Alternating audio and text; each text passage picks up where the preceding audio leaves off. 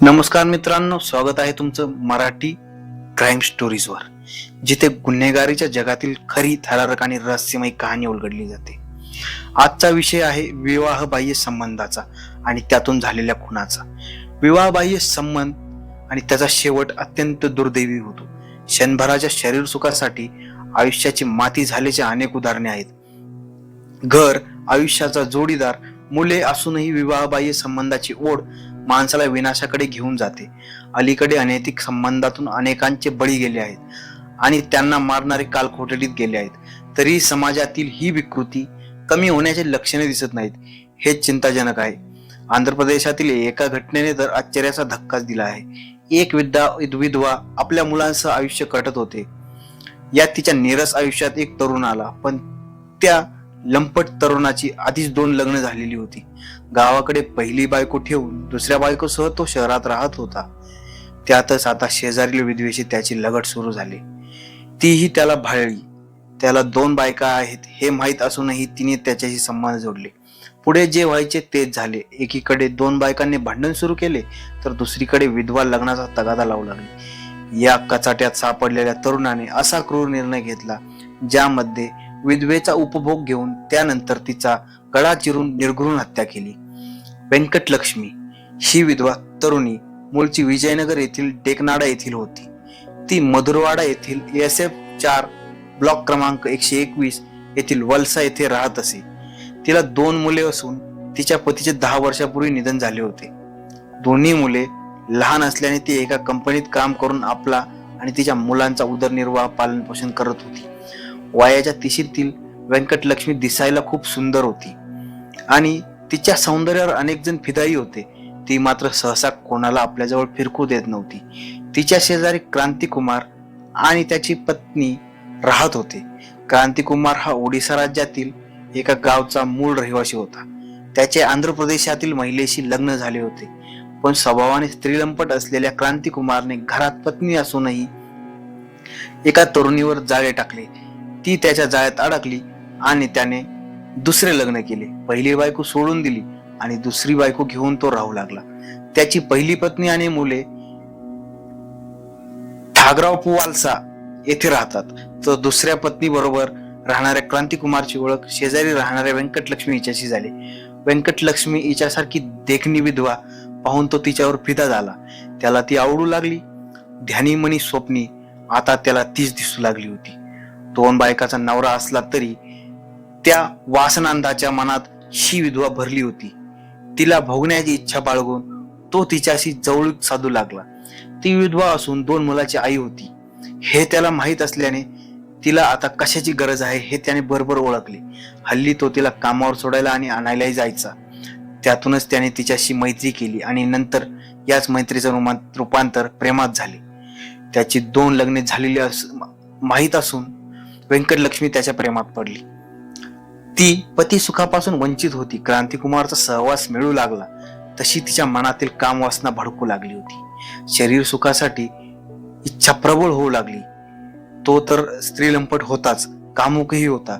घरी पत्नी असली तरी या विधवेच्या शरीराचा भोग घेण्यासाठी आतुर होता. दोन्हीकडे आग लागल्याने मिलनाला वेळ लागला नाही. पाहता पाहता ते एकरूप झाले. त्याने तिला मनसोक्त भोगले, तिला तृप्त केले. आता दोघांच्या शरीर सुखात कोणाचाच आडसर उरला नव्हता. आता तो आपल्या दोन्ही पत्नीऐवजी तिच्याकडे जास्त लक्ष देत होता. तिला काय पाहिजे काय नको हे पाहत असायचा. तो तिच्या दोन्ही मुलांचा खर्चही भागवित होता. गेल्या 2 वर्षापासून शरीर संबंध निर्माण झाले होते. तो तिला बाहेर फिरायला जेवायला नेत असायचा. त्याच्या दुसऱ्या बायकोच्या लक्षात आले होते. तिने त्या दोघांवर लक्ष ठेवले होते. क्रांतिकुमार 3ऱ्या लग्नाच्या तयारीत असल्याचे त्याच्या दुसऱ्या पत्नीच्या लक्षात आल्यावर तिने ही गोष्ट त्याच्या पहिल्या पत्नीच्या म्हणजे आपल्या सवतीच्या कानावर घातली. आपल्या नवऱ्याचा या पराक्रमाने त्या दोघी अचंबित झाल्या होत्या.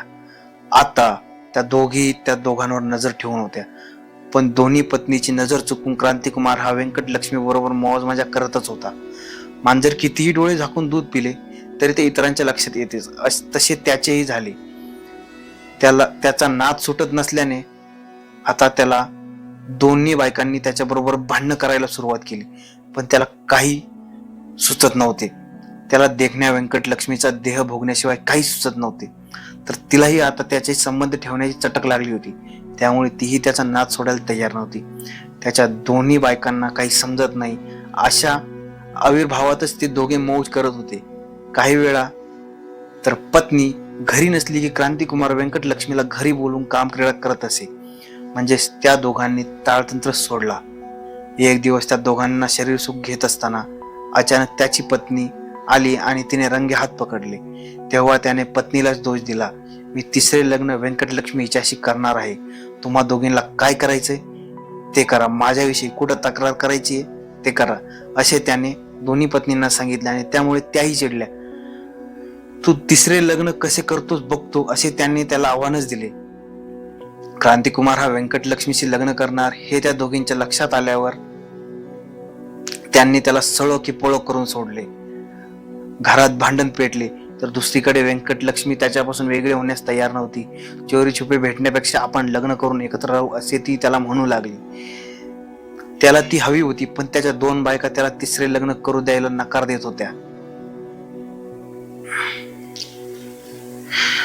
तर व्यंकटलक्ष्मी ही लग्नाचा तगादा लावून होती. त्यामुळे त्याची अवस्था इकडे आड आणि तिकडे विहीर अशी झाली. त्याला वाटू लागले की तिने त्याच्यासोबतच राहावे, तसेच राहावे. त्याला हवे तेव्हा सुख द्यावे. लग्न करण्याची गरज नाही, कारण तिच्याशी लग्न केले. आपल्या दुसऱ्या पत्नीला त्याच कॉलनीमधील दुसऱ्या ब्लॉकमध्ये ठेवले तरी भांडणं काही कमी झालेली नव्हती. आता मात्र व्यंकटलक्ष्मी हिच्यापासून आपली सुटका करून घेतली तर बरे होईल असा विचार त्याच्या मनात येऊ लागला. भरपूर सुख भोगले, आता तिला सोडून द्यावे. ती कबूल नाही झाली तर तिला मारून टाकावे असाही विचार तो करू लागला. इतका नीच विचार त्याने केल्यावर या विचारावर अंमलबजावणी करण्यास तो तयार झाला होता. त्याने तिला आपल्या वाटेतून बाजूला करण्याचा पूर्व प्लॅन आखला होता. सोमवार दिनांक 1 मे 2025 रोजी क्रांतिकुमार याने रात्री 8 वाजण्याच्या सुमारास व्यंकटलक्ष्मीला फोन केला. त्याने तिला आपण बाहेर फिरायला जाऊ असे सांगितले.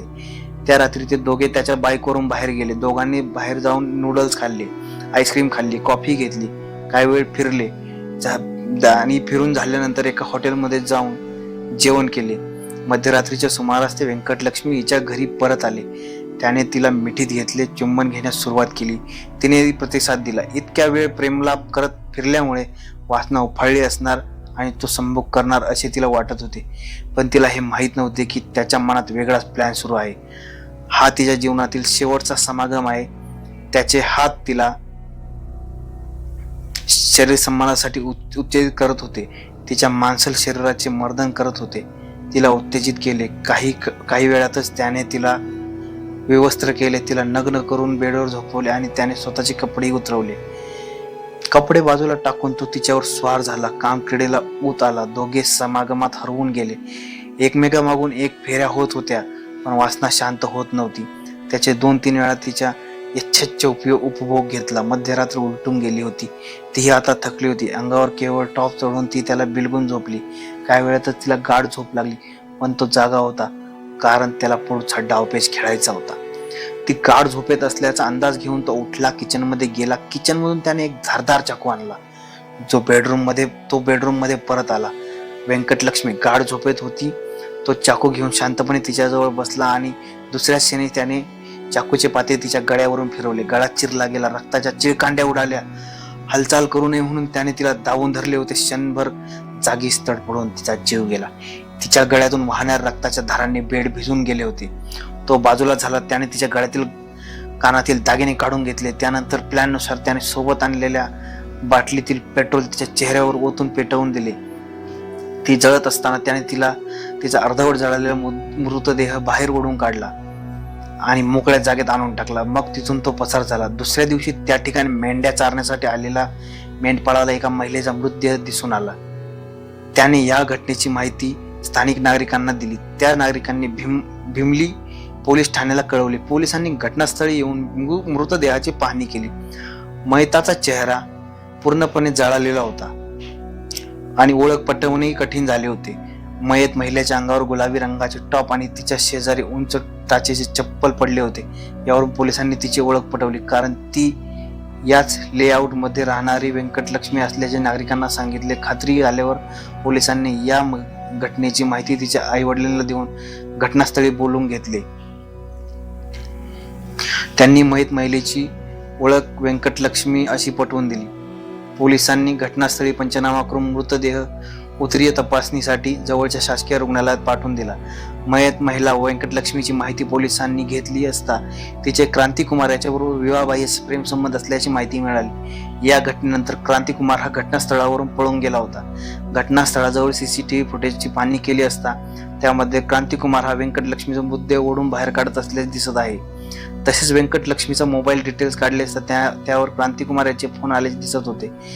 या सगळ्यावरून पोलिसांनी त्याचा शोध केला तेव्हा तो दुसऱ्या पत्नीच्या घरी लपला असल्याची माहिती पोलिसांना मिळाली. तातडीने त्याला तेथून ताब्यात घेतले.